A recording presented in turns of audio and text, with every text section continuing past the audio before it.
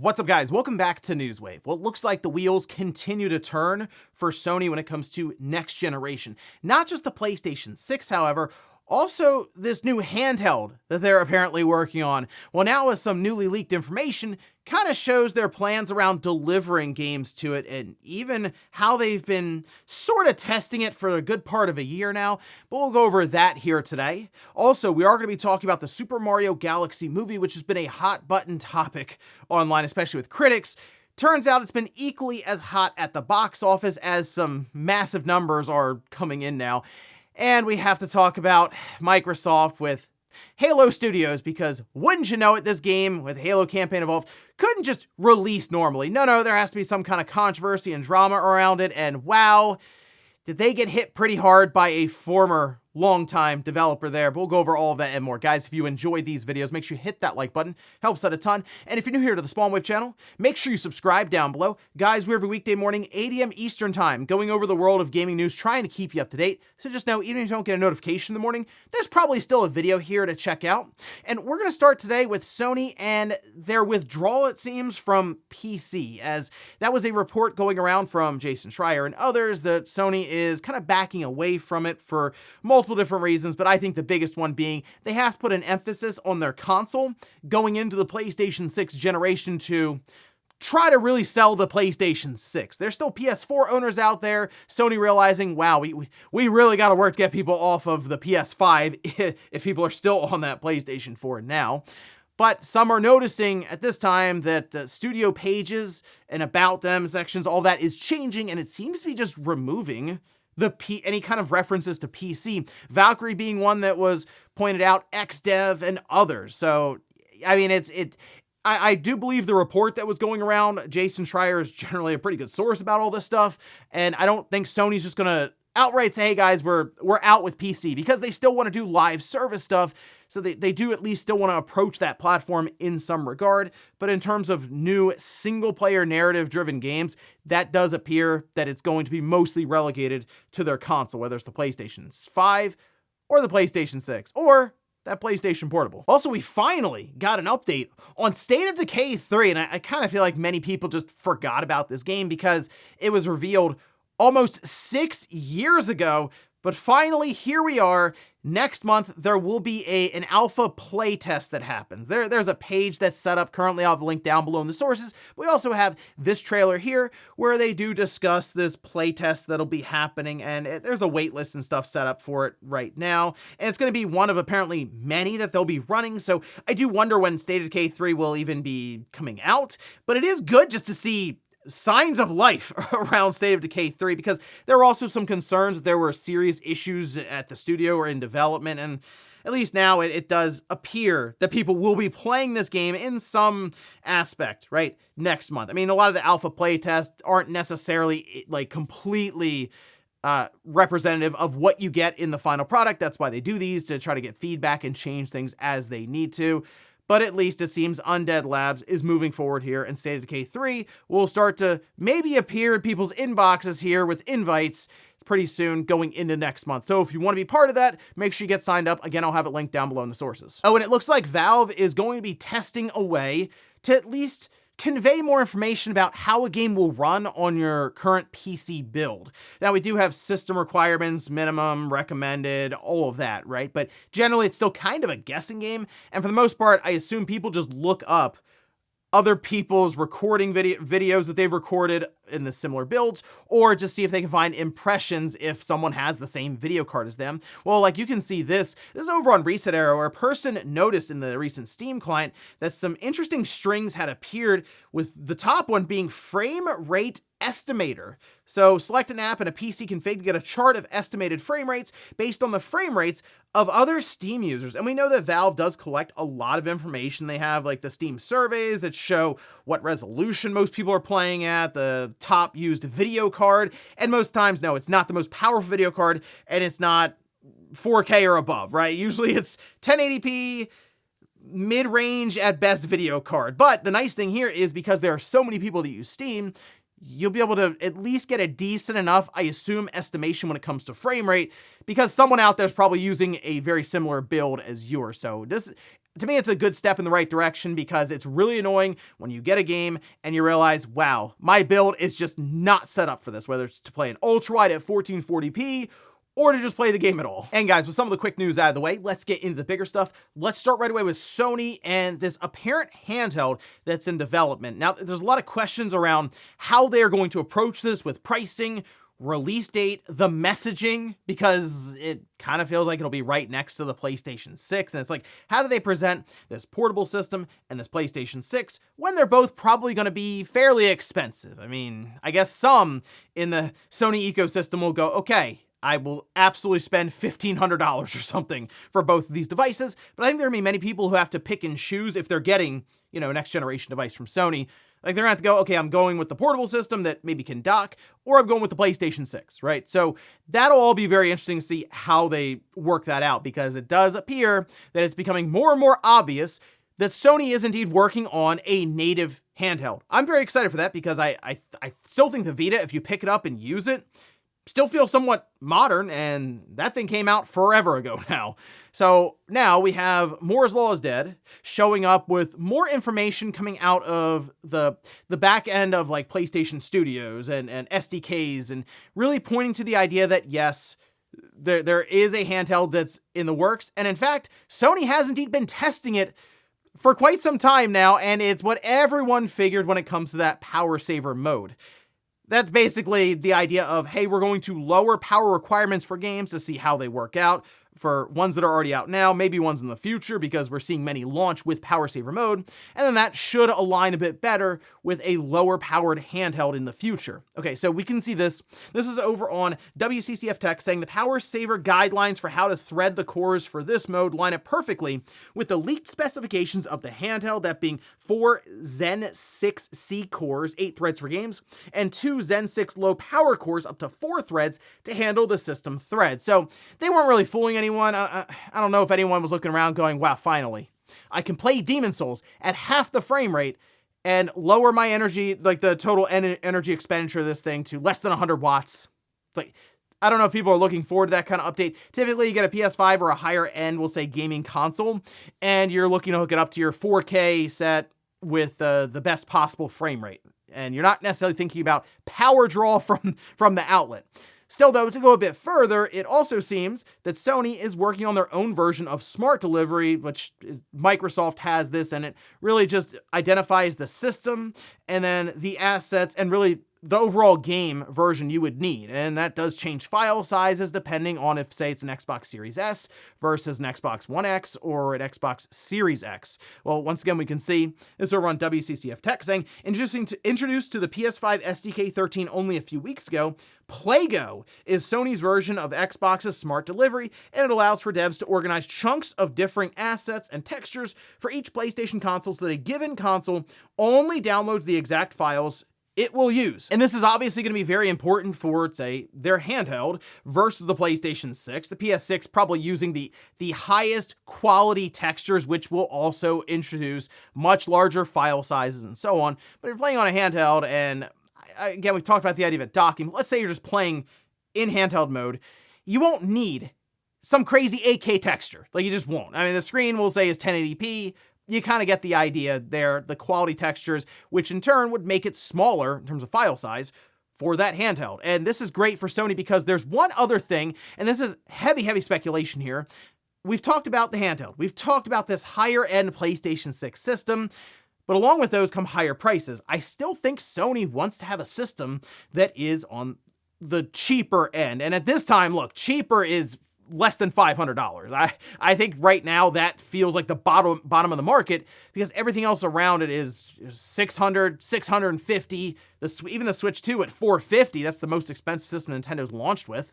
So with that in mind, I do wonder if that cut down chip, really the handheld chip, that was discussed previously as being used in their own Xbox Series S-like device, the PS6S, if that's still on the table, and PlayGo would work into that, where it identifies a PS6 versus a PS6 Lite, and it will deliver 1080p, 1440p level assets for the lower end system that maybe Sony can get out at a $450 price tag because it wouldn't have a disc drive. They can subsidize digital a bit better. It's just an idea and a thought I had as soon as I saw Playgo, because yes, they would be launching with many SKUs, but they would also have at least a system set up in the back end to kind of deal with all of that depending on the game you'd need delivered. Next up, let's talk about the Super Mario Galaxy movie, which is busy ruining cinema, according to critics, and then also ruining the box office charts. So you see the critics who are not thrilled with this movie, and then you see the audience score that comes in, and they go, that was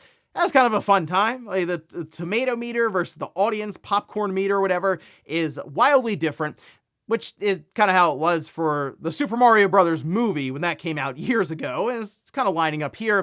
But the other thing that's lining up is the amount of money that this movie has made just in its like debut kind of week and a half or half a weekend. I mean, it came out on Wednesday or Thursday, and then it's gone all the way through now into Sunday, of course. And when you line it up next to the Super Mario Brothers movie, it's almost exactly the same amount. So we can see this. This is over on Variety, saying it's a blockbuster again. The Super Mario Galaxy movie towered over the global box office with $372.5 million. That's including a notable $182.4 million internationally. When compared to the Super Mario Brothers movie, that came in at $375 million worldwide in the same time frame, so it's behind $2.5 million. I think based on the budget that was going around for the Mario Galaxy movie, which was about $110 million, I have to imagine Nintendo and Illumination are quite happy with this. And once again, it does show kind of the divide between the critics and the audience, but really just the idea of, hey, it has a lot of brand power with Mario, and people are just going out, yes, to see Mario, but also Yoshi, and then Fox is in there. So there's a lot of pull from the video game side, but also I just think for adults and then kids, like it's one of those movies that I think just it works for everyone. It is that general audience movie with a huge mascot with Mario at the forefront. So yeah, go figure. It's going to get people to come out to the theater and hand over. I mean, it is still a bunch of money. You go to the theater now with a family of 5, it's kind of crazy. But the idea being it is a strong enough pull to actually get people to go out to the theater, which now, by the way, is seeing a bit of a resurgence. Project Hail Mary has done very, very well also. So 2026, I think, is going to line up pretty good just for the theater. And there's some other big time movies coming up here for the rest of this year. So yeah, the Mario movie continues on. And I think it is going to be, as many people figured, 1 billion plus. I mean, it's right there right now with the Mario movie, Mario Galaxy, and then the Mario movie right around each other now. And the Mario movie went on to gross over 1.3 billion. So at the very least, Mario Galaxy, more than $1 billion, probably closer to that 1.3 billion mark when it's all said and done. Next up, let's talk about Halo Studios, formerly known as 343, and you figure they were changing their names, trying to leave some of the stigma behind that 343 had created. But wouldn't you know it, the inner workings have followed them over to Halo Studios. Anyone really surprised there? But now it's kind of, it's building up to a point where some ex-developers are saying, hey, if they can work anywhere else, do that instead of Halo Studios.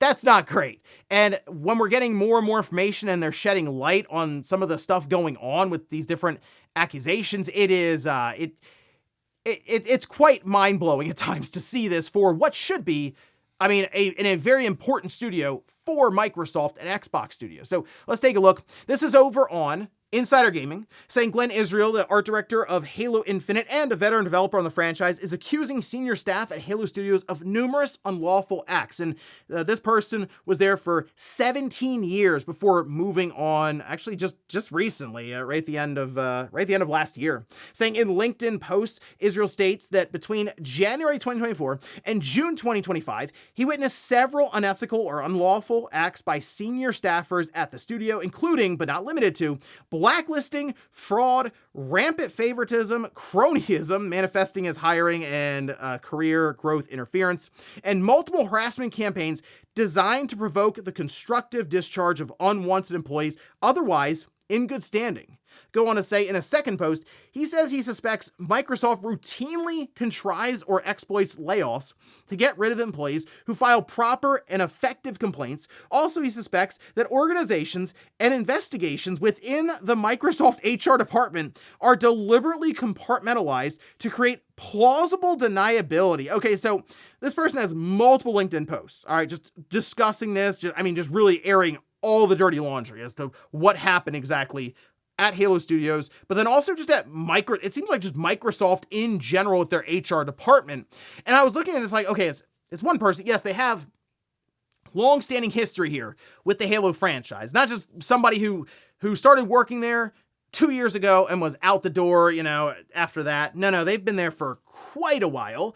And I'm looking at that going, okay, well, it's one person. But then more people start showing up. And they're like, yeah, I used to work there too. And this all sounds right. In fact, it's actually worse than you're saying. So, okay. And then Microsoft did end up responding to Windows Central after all of this was going down, saying, quote, out of respect, we don't publicly discuss individual employee issues, but we do take all claims seriously for both current and former employees. And I mean, yeah, they just don't want to say anything. They do it's one of those answer but non-answer things where they just kind of walk around all the discourse that's going on. And again, it's going to be magnified because it's Halo Studios, and the Halo community is already annoyed with Halo Studios because they are 343. Just now, they changed the sign on the door, really. And because of all of this, and because Halo is not in a great place, yes, this stuff is going to be heavily scrutinized, and the question's going to once again come up: is Halo Studios, formerly 343, even cut out to not only just make Halo, but now the question is coming up, can they even run their own studio after all this information gets kind of dumped online and more people have been backing it up? I've even seen Rebs Gaming, who typically follow along with all the stuff happening with Halo and kind of building up Campaign Evolve, which I'm getting excited for. But even he's like, yeah, hey, I mean, yeah, that was kind of it. There's no real yeah, but no, it's just, yeah, that's about right. So, man, it's just, I don't know. I don't know what Microsoft does with Halo. They're going to do Campaign Evolve. That's coming out. It's probably coming out in the summer, maybe July or something. But can they make a new original Halo game? Who knows? Apparently they're having a hard enough time getting Campaign Evolved out there. So we'll see with that. But man, it's just one thing after another for what should be a very protected franchise in Halo for Microsoft. In fact, I asked about this, which we'll take a look at again in a poll, which one was bigger between Gears or Halo, and the answer kind of surprised me when I was on the podcast, but I decided to ask all of you, and we could see that in the poll that I posted up yesterday, where I ask, which of these two Microsoft franchises do you think is bigger or more popular? And I mean, Halo is just clears Gears of War by, it's 90% to 10%. And everyone in the comments are like, I don't know why you're asking this. It's very obvious. People in the comments I'm a PlayStation guy and I know Halo and I don't really know Gears that much. And it's just, it seemed pretty straightforward to me. But you know what? I thought, because this came up on the podcast. I think Sean said, yeah, Gears is bigger than Halo. I'm like, I don't know about that. But then it was kind of being piled on. I'm like, man, is that where Halo is right now? Is that just the perception of it? Halo was this massive thing for quite a while. It stood up next to Call of Duty. It's nowhere near Call of Duty anymore. I think that is obvious, right? But even now, people are going, man, maybe Gears is above Halo. And it's like, wow, that's really where we are. And all I can continue to do is look at Halo Studios and 343 and go, Microsoft got to figure something out here, because they've changed leadership at 343 and Halo Studios now a couple of times. And it's just, it doesn't seem to be working. We get these stories about how mismanaged the whole thing is. It's chaos at this studio. HR is a problem. Can they just come together and form a competent studio that can release a good Halo game? Campaign Evolved is at least it's a remake, so they have something to go off of. And because of that, I'm like, okay, that'll probably be all right. I'm just more concerned about the next original Halo game that they attempt and what that'll end up being. And we'll finish up with the comment of the day, as you're seeing here. This is from Salem, who says, the revenue being engagement based is an awful idea. Some of my favorite indie games take less than 2 hours to beat.